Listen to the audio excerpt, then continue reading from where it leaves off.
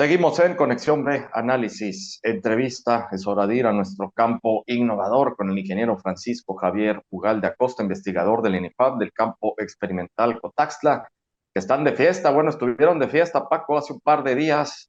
60 años ya del campo experimental Cotaxtla. Paco, adelante, muy buenas tardes y de entrada muchas felicidades. Sí, Jorge, bueno, 63 para ser específicos de la inauguración oficial del Campo Cotaztla. Aclaro que en el 54 fue cuando abren el Campo Cotaztla, pero pues abrieron, pero para iniciar los trabajos de investigación ante la actividad que ya se requerían. Y es hasta el 1960 cuando se hace el proceso de inauguración. Y esto ocurre un día martes del 8 de noviembre de 1960 a las 10 de la mañana con 15 minutos. Fue inaugurado oficialmente el Campo Cotaztla por el presidente en ese entonces, el licenciado Adolfo López Mateos, presidente de México. Este hecho histórico es de suma importancia, ya que el Campo Cotaztla pues, fue el generador de la tecnología agrícola que ha permitido alimentar a millones de personas en el mundo tropical. Y hoy le vamos a contar, o les vamos a contar qué sucedió ese día de la inauguración, quiénes estuvieron presentes aparte del presidente, el contenido del mensaje de bienvenida, quién lo ofreció, la respuesta del presidente. Esta información no se había vuelto a contar, esto en 1960, hace 63 años, así que les voy a narrar en base a la documentación consultada, fotografías analizadas gracias a mi amigo y hermano de pila, el doctor en medicina Fernando Palafox de Jalapa, y de algunos testimonios de personas que estuvieron presentes ese día. En el periódico El Dictamen de Veracruz, previo a la visita presidencial, se imprime un suplemento especial el 26 de octubre de 1960 con el título Mejores condiciones de vida para el mexicano. En sus párrafos se describen las siguientes reflexiones. Signo de una nueva era en la agricultura mexicana del trópico es el campo Cotaztla, donde se alcanza el ideal de investigar y difundir. Otra reflexión, Cotaztla ha dado la respuesta a las necesidades de tecnología. Y finalmente, el campo Cotaztla es un signo de progreso de México y su obra es de trascendencia para la agricultura tropical. Ese día de la visita presidencial al campo Cotaztla en 1960, el ingeniero Carlos Tapia Jasso era el jefe del campo experimental y principal investigador de forrajes tropicales, pionero del desarrollo ganadero y vigente actualmente, quien recibe al presidente. Ahora, ¿quiénes estuvieron presentes como invitados especiales?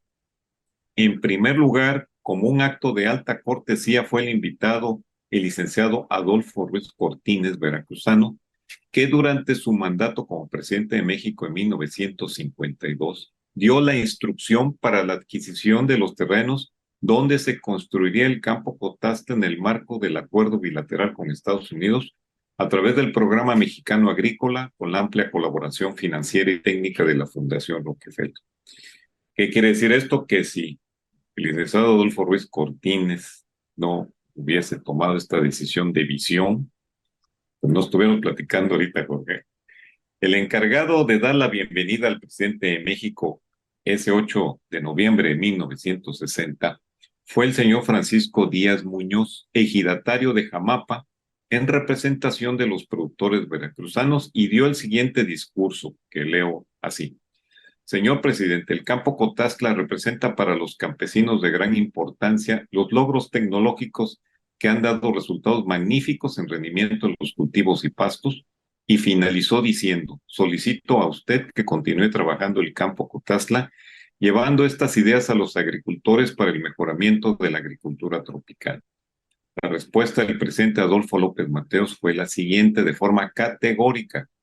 Así se hará, don Francisco. Tenga la seguridad de que se han tomado muy en cuenta sus palabras y han pasado 63 años de este gran día de la ciencia agrícola y continuamos presentes evolucionando para una agricultura tropical, Jorge. Claro que sí, Paco. Bueno, pues primero una disculpa, precisar, efectivamente 63 años del campo experimental Cotaxtla. Y pues de entrada, Paco, una felicitación, un gran reconocimiento a todos ustedes por la gran labor que realizan importantísima, trascendental en la alimentación de los mexicanos y también reconocer, Paco, y yo siempre lo he dicho y me voy a sostener en eso, reconocer el trabajo bilateral junto con Estados Unidos y la Fundación Rockefeller para que no estén los nacionalistas, ¿no? Que estos que se quieren abrazar con la bandera mexicana y aventarse de lo más alto del Palacio Nacional en contra del Imperio Yanqui y babosadas de esas ideológicas, el trabajo que se realizó, la apuesta y sobre todo la aportación, la gran aportación tanto económica, financiera y de conocimientos que realizó la Fundación Rockefeller para que esto se lograra, Paco. Hay que reconocerle también a los norteamericanos en este sentido. Sí, sí fue una gran decisión en ese momento que nace desde el presidente Ávila Camacho y que continuó después con Adolfo Ruiz Miguel Alemán, a Ruiz Cortines y después Adolfo López Mateos. Esto permitió el establecimiento de toda la infraestructura de investigación agropecuaria que en el caso del campo Cotazla fue determinante porque ayudó no solamente a México, sino a Centroamérica, Sudamérica, países de Asia, de África, y que pues sería muy difícil cuantificar los grandes beneficios que ha generado el campo Cotazla. Y bueno, continuando con esta historia de andar buscando y que me ayudó, como te decía yo, el doctor Fernando Palafox, a identificar quiénes estaban en esa fotografía, que por mencionar otra cosa, esas fotos parece que las tomaron el día de ayer, están intactas, las tenemos ahí en resguardo, y son fotos muy históricas. Bueno, entre los personajes invitados estuvo el ingeniero agrónomo Julián Rodríguez Adame, secretario de Agricultura y Ganadería en ese entonces, el licenciado Antonio Modesto Quirasco, gobernador de Veracruz, el ingeniero Eleazar Cruz, agente de Agricultura de Veracruz, y nuestro gran amigo, el ingeniero Valentín Casas Cortés, que seguramente nos está escuchando. Él era agrónomo regional y estuvo ahí presente junto con los 15 investigadores pioneros del campo Cotazla, entre los que destacamos el ingeniero Juventino Contreras Guillén y Abdo Mantú Méndez, que actualmente viven en Veracruz y Mérida. También estuvieron presentes el personal de campo, que muchos eran pues habitaban alrededor del campo Cotazla, los comisariados ejidales del Mangal, Providencia, el Copital, la Colonia Ejidal, la Capilla y Salsipuedes, que ya después de ver por qué le dicen así. También estuvieron los directores de las primarias junto con su personal docente del Copital y el Mangal, que son ejemplos de la vinculación agroeducativa que tuvo gran trascendencia internacional por los módulos de innovación de maíz y frijol. El 8 de noviembre de 1960, el personal técnico da un informe que parece ser que no estaba contemplado un recorrido en campo, pero el presidente López Mateos dijo, no, yo aquí me voy hasta que termine de hablar el último técnico del campo Cotazla, y fueron a ver los módulos de maíz, de pastos de que había, del arroz, de soya, de ajonjolí, de avicultura y ganadería, todas en operación en toda la zona tropical del sureste de México, que llevaban esta tecnología a través del Departamento de Extensión Agrícola de la Secretaría de Agricultura y Ganadería, y este personal de alta calidad profesional estaba ahí en el campo y ahí operaba. Era 1960 y tan solo habían pasado 6 años de la apertura del campo Cotazla y ya se habían conjuntado tecnologías pioneras que abrieron el camino al desarrollo agrícola y ganadero de Veracruz, del sureste de México y de otras latitudes del mundo. Les comparto lo que ya ocurría en 1960 en el mundo agrotropical con las aportaciones del campo Cotazla. Los híbridos de maíz H503 y H507 ya se sembraban en miles de hectáreas desde el sureste de México hasta Panamá, con semillas llamadas Rocamex, producidas por la Comisión Nacional del Maíz en la planta de San Rafael, Veracruz. Estos híbridos provocaron un gran salto productivo de hasta 4 veces más el rendimiento de ese entonces, lo que significaba el gran potencial genético del germoplasma maicero del campo Cotazla.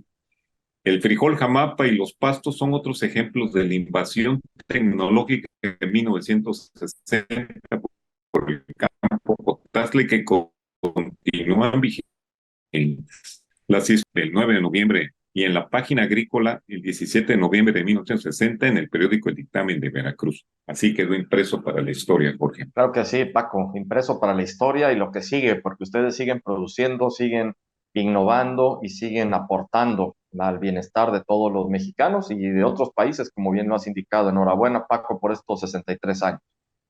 Pues muchas gracias también a ustedes, Jorge, y a toda la familia Alpica, la refusora que nos abre estos espacios para que la gente conozca y recuerde que el Campo Cotazla es la institución que ha impulsado el desarrollo tecnológico y productivo de una gran agricultura tropical mundial. Buenas agrotardes. Igualmente, Paco, muchísimas gracias y muchas felicidades a todos los que participan en el campo experimental Cotaxtla en el IPAP y sobre todo a ti, mi querido Paco, te mandamos un fuerte abrazo, muchas gracias al ingeniero Francisco Javier Ugalde Acosta, investigador del INIFAP, del campo experimental Cotaxtla en estos 63 años de la institución. Nos vamos al corte, regresamos.